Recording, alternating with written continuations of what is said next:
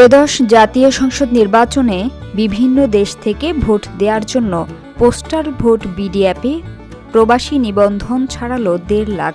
বুধবার সকালে ইসির ওয়েবসাইট থেকে বিষয়টি জানা গেছে।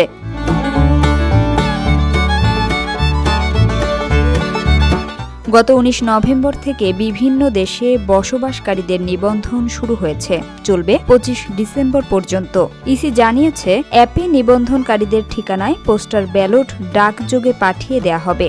ভোটার ভোট দিয়ে ফিরতি খামে তা আবার রিটার্নিং কর্মকর্তার কাছে পাঠাবেন।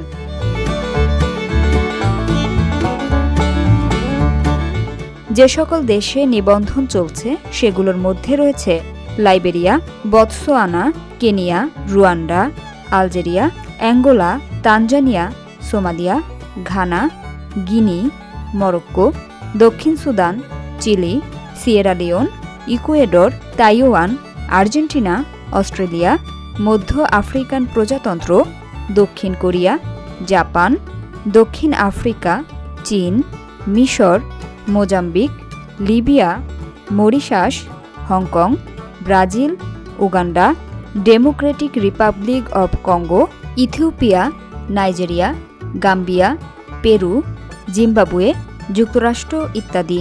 মোট নিবন্ধন করেছেন ১,৫৫,১৩১ প্রবাসী।